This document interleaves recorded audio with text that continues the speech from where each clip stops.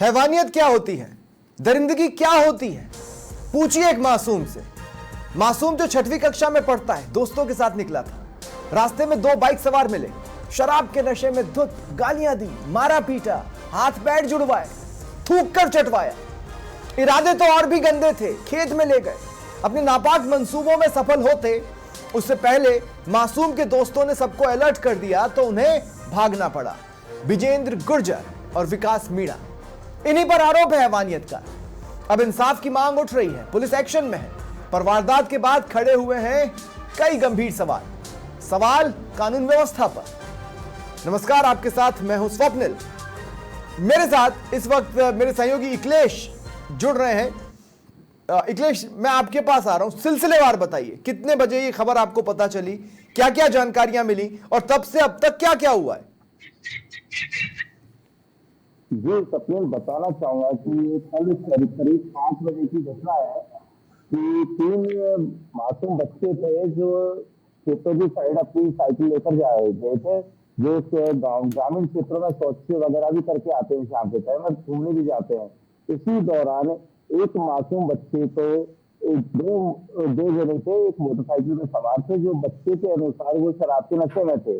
तो उस एक बच्चे को सामने से आगे मोटरसाइकिल लगा देते हैं और मोटरसाइकिल लगाने के बाद उससे गाली गलौज करते हैं। जाति सूचक जो दलित समाज से संबंधित गालियां होती है वो निकाली जाती है।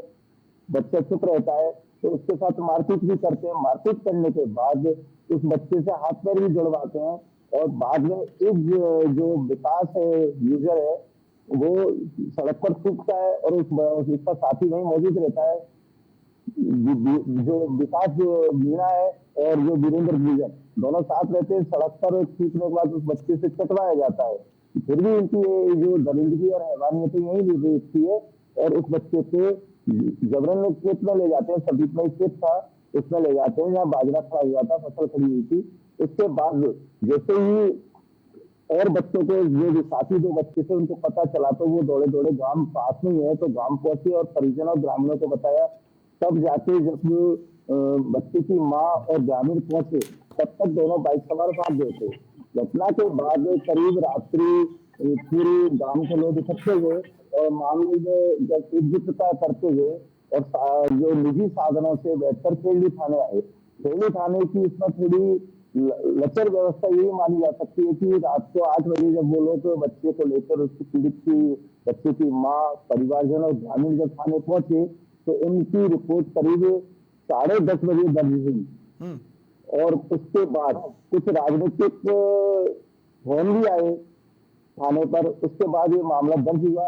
मामला दर्ज होने के बाद अब जब मामला इतना बड़ा संगीन है क्योंकि अब लोकतंत्र है ना कि सामंतवादी है, तो आज भी दबंगों का ग्रामीण क्षेत्रों में इस तरीके से जो ये कहर बरपाया जाता है, ये सबसे बड़ी चिंता का विषय है।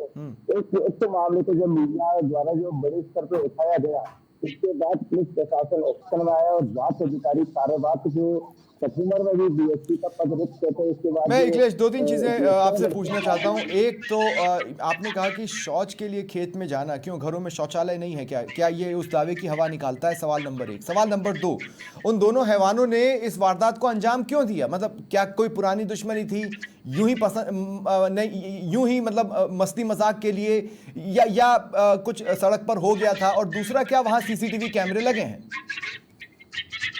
जी नहीं, वो जंगल का मामला था। हाँ, सरेआम ये जनजागरूकता का भी पोल खींची हुई नजर आ रही है क्योंकि जहाँ स्वच्छ भारत मिशन अभियान में घर घर शौचालय राजस्थान सरकार द्वारा और केंद्र सरकार द्वारा हर घर के लिए शौचालय के लिए पैसा भी आवंटित होता है, लेकिन फिर भी आज भी ग्रामीण क्षेत्रों में परंपरा है कि अधिकांश ग्रामीण लोग जंगलों में ही शौच करने जाते हैं। शौचालय का उपयोग बहुत कम करते हैं। दूसरा, सीसीटीवी कैमरे ना थे नहीं और ये इसमें कोई रंजिश नहीं है। ये जरूर सामने आ रहा है कि हो सकता है कि दोनों नशे में चूर थे और पूरे मधुमेह थे। तो मधुसी में जब कहते हैं ना कि मधुसी में वो सब होश हो बैठते हैं और मधुसी में आकर उन्होंने इस तरीके से इस वारदात से अंजाम दिया। ठीक है अखिलेश। संजय कुमार अवस्थी जो कि कांग्रेस से जुड़े हैं, मेरे साथ इस वक्त जुड़ रहे हैं, और साथ ही अतर सिंह जाटव जो कि पीड़ित के पिता हैं, मेरे साथ जुड़ रहे हैं। अतर सिंह जी, मैं आपसे पूछना चाहता हूं, वो मासूम, वो बच्चा इस वक्त कैसा है? क्या वो बातें कर पा रहा है? क्या वो उसने उसने पूरा सब कुछ सिलसिलेवार बताया उसके साथ क्या हुआ? जी सर, नमस्कार सर। जी सर, अतर भाई बताएं। सर मैं पिपलगढ़ा गांव से बोल रहा हूँ। जी। सर कल शाम को 5 बजे की घटना है सर ये। हाँ हाँ, अतर जी आप बताएं, हम सभी सुन रहे हैं, हम सभी जानना चाहते हैं। वो सबसे पहले तो यही बताएं, वो बच्चा कैसा है अब? बच्चा सही है सर, फिलहाल डरा हुआ, घबराया हुआ तो नहीं है? घबराया हुआ था सर, उसके पास मारपीट हुई है तो घबराया तो है वो। हम्म। क्या बताया उसने? मतलब ऐसे ही बस अभी ये सड़क पर स्थिति जाते में हुए रोक कर चालू कर दिया, या क्या क्या मतलब हुआ क्या? कोई पुराने दुश्मन है आपके, क्या है? नहीं सर, मेरी कोई पुरानी दुश्मनी नहीं है उनसे, कभी भी नहीं हुई है। हम्म कल ये 5 बजे समथिंग 2 लड़के और ये बाइक जो साइकिल है ना मेरी, ली थी बच्चों के लिए चलाने के लिए, हाँ उसको लेके जंगल वंगल करने से गए थे सर। हाँ।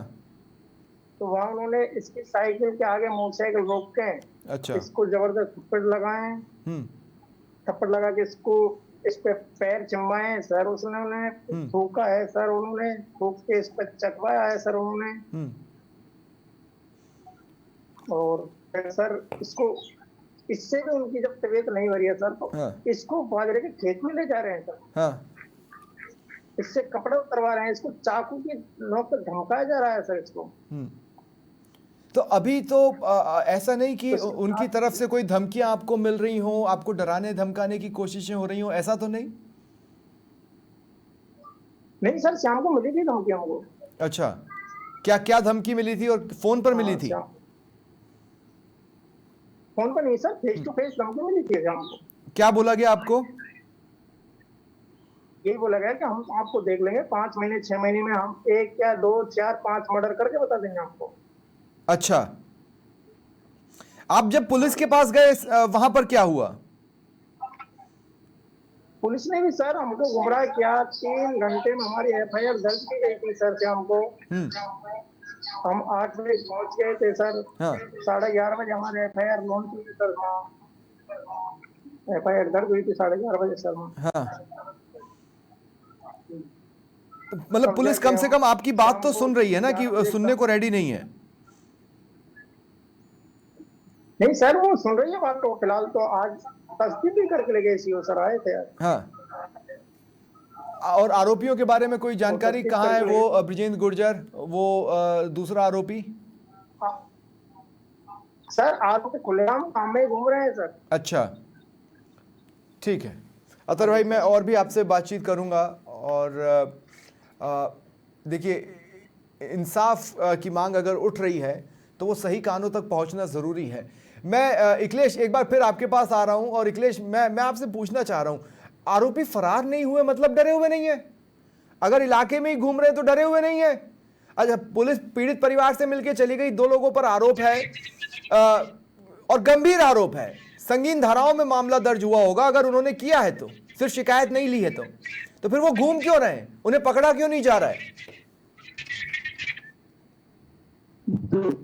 बताना चाहूंगा कि ये सरेआम ये कानून व्यवस्था की गद्दियां बनाने भी मान सकते हैं, क्योंकि अगर जो राजस्थान पुलिस का स्लोगन है और भाजपा का भी है कि अपराध को लेकर 0 टॉलरेंस की नीति, भ्रष्टाचार को लेकर 0 टॉलरेंस की नीति। हाँ। लेकिन इस तरीके से अगर ये बता रहे हैं कि आरोपी खुलेआम घूम रहे हैं, तो पुलिस की कानून व्यवस्था बेहतर बनानी जा सकती है।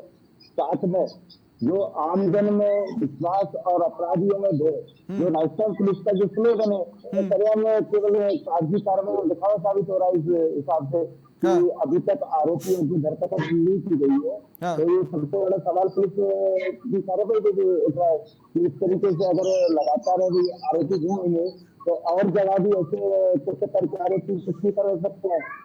आपकी अपनी रिपोर्टिंग क्या बताती है? पुलिस से आपने बातचीत की, उन्होंने दिखाने के लिए तो दिखा दिया कि हम एक्शन ले रहे हैं, हम सारी चीजें कर रहे हैं, पर अगर एक्शन ले रहे हैं और आरोपी अगर फरार नहीं हुए हैं, वो सिर्फ उस जगह से भागे हैं, तो फिर तो वो कुछ भी कर सकते हैं, दोबारा शराब पी सकते हैं, दोबारा इस फैमिली के पास पहुंच सकते हैं। आपने कोई इन्हें सुरक्षा तो दी नहीं है। और बच्चे की काउंसलिंग भी आपने करवाना उचित समझा या नहीं समझा?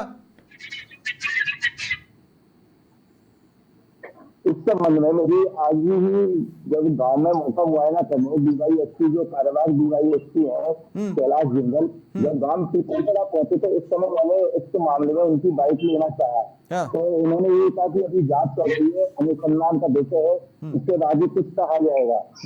तो इसमें अभी ये लगता है कि पुलिस पूरे पहलुओं पर जांच करने के बाद स्पष्ट पर आएगी। लेकिन अगर ये पीड़ित परिवार इस तरीके से बता रहा है कि धमकियां मिल रही है, आरोपी सरेआम घूम रहे हैं, तो पुलिस का नैतिक कर्तव्य है कि जैसे राउंड अप करके एक बार अपने हिरासत में तो लेके पूछताछ उनसे भी कर सकते हैं कि पूरे मामले की सच्चाई क्या है। लेकिन अभी ये ऐसा नहीं हो रहा है। तो गंभीर चिंता का और सोचने विषय तो और सवाल तो खड़ा कर ही रहा है जी सब लोग। बिल्कुल। अतर सिंह जी, मैं एक बार फिर आपके पास आ रहा हूँ। अतर सिंह जी, मैं आपसे पूछना चाहता हूँ, इन दोनों लोगों को आप जानते हैं? ये जो दोनों आरोपी हैं, ब्रिजेंद्र गुर्जर और दूसरा? दोनों को जानता हूँ सर। तो कहने का मतलब ये है कि क्या उनके साथ दोस्ती है, पारिवारिक रिश्ते हैं, क्योंकि एक ही इलाके में रहते हैं, सिर्फ उसी लिहाज से जानते हैं या क्या है? नहीं सर, मेरी कोई उनसे पारिवारिक रिश्ता नहीं है, ना कोई उनसे दोस्ती है सर। ये मैं मोहल्ले में रहता हूँ, ये सरकारी स्कूल के पास रहते हैं सर, लेकिन गांव की वजह से मैं उनको जानता हूँ। हाँ। अच्छा, पुलिस वाले जब आपके पास आए, आपने पुलिस वालों से बातचीत की, तो आपने उनको बताया कि ये लोग तो यहीं घूम रहे हैं? बताया नहीं सर, उनको आए तो वो तब नहीं कर बोला। हाँ। अच्छा। हाँ, और वो तस्वीर करके ले गए, उसके बाद में डोल रहे हैं बाजार में उन्हें। नहीं, पर अगर आपको धमकियां मिल रही हैं तो इस बारे में आपने कानून व्यवस्था को बताया, पुलिस वालों को बताया कि मुझे धमकियां मिल रही हैं सर? बताया था, सीओ सर को बता दिया था सर मैंने। अच्छा, तो उन्होंने क्या कहा आपसे? उन्होंने कहा कि मैं पाबंद कर दूंगा उनको। आपकी मांग क्या है? एक तो इनकी गिरफ्तारी की और दूसरे जल्द से जल्द इंसाफ की। बिल्कुल सर, मेरे बच्चे के साथ अन्याय हुआ है। बिल्कुल। मैं जल्द से जल्द कार्रवाई चाहता हूँ सर, और अच्छी कार्रवाई चाहता हूँ जिससे मैं संतुष्ट हो सकूं। ठीक है। अखिलेश, मैं आपसे भी मेरे बच्चे, हाँ बोलिए अतर सिंह जी, आपका समय है, बोलिए। सर मेरे बच्चे को कुछ भी हो सकता था सर उस जगह पे, और वो आरोपी अभी भी खुलेआम घूम रहे हैं। मैं क्या करूं सर, अकेला पड़ रहा हूं सर मैं।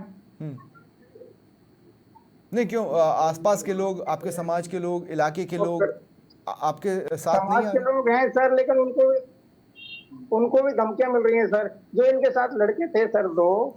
लेकिन अतर भाई, मैं एक चीज, बस एक छोटी सी बात है, मैं समझ नहीं पाया, वो मैं ये नहीं समझ पाया कि जाति सूचक शब्दों का इस्तेमाल किया गया, इसमें जाति कहां से आ गई? सर उन्होंने बोला है ना कि चमार के थूक को चाट। उन्होंने ये बोला है, चमार के इस थूक को चाट। इस बच्चा है सर, डर गया, क्या करता? नहीं तो उन्होंने क्या कहा? बच्चे को ही कहा कि बच्चा थूकेगा और वो चाटे, या फिर इन लोगों ने थूका और वो चटवाया? उन्होंने थूका सर।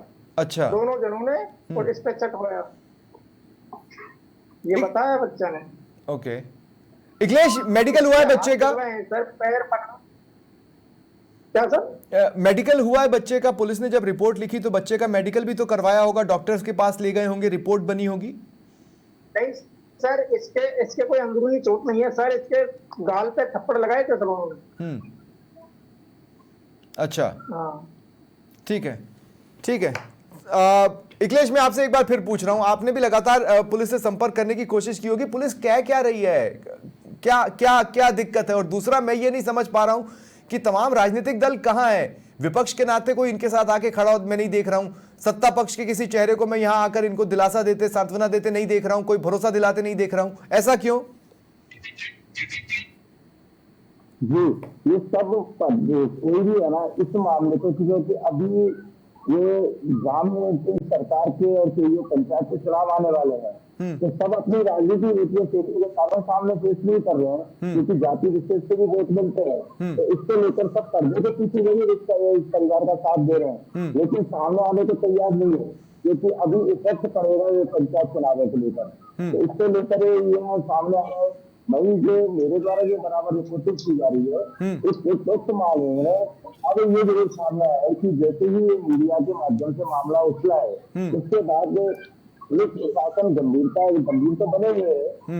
और गंभीरता क्या है, सबसे बड़ा उदाहरण जब सामने आएगा कि जब आरोपी और सदस्यों के पीछे होंगे और उनको सजा मिलेगी, क्योंकि जब तक उनके खिलाफ कोई कार्रवाई नहीं आएगी, क्योंकि इस मामले में ये भी कुछ सामने आ रहा है कि जो दलित संगठन है वो भी बहुत ही अतिस्थिति इनके साथ आने वाले हैं। और इन लोगों की भी लगातार जो इनसे भी बातचीत हुई है पीड़ित परिवार से, तो इनका भी कहना है कि हम लगातार सांसद से भी, विधायक से भी, अन्य जो इनके संगठन होते हैं, भीम आर्मी वगैरह, दलित सेना वगैरह, तो उसके संपर्क में लगे हुए हैं। अगर इनको अतिस्थिति में न्याय नहीं मिलेगा तो मैंने कहा कि इनके और भी आदमी किसी हथकंडे या कोई रूपरेखा तैयार करनी पड़ेगी, क्योंकि इस तरीके से तो न्याय नहीं मिला तो आगे तो आना पड़ेगा। ठीक है, ये भी कहना है मेरे परिवार वालों का। ठीक है अखिलेश।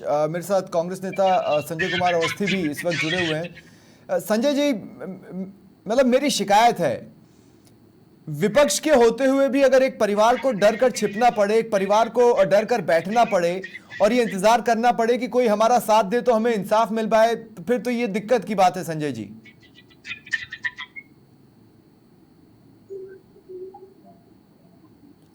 संजय जी सुन पा रहे हैं आप? नहीं, लगता है मेरा उनसे संपर्क कट गया। अतर सिंह जाटव जी, मैं लास्ट में आपके पास आ रहा हूं। आप जो कहना चाहते हैं कहिए, जो मांग उठाना चाहते हैं उठाइए। इस वक्त पूरा प्रदेश आपको देख रहा है, पूरा प्रदेश आपको सुन रहा है। मुझे पूरी उम्मीद है कि सही कानों तक, सही आंखों तक ये बात पहुंचेगी। आप जो कहना चाहते हैं कह दें।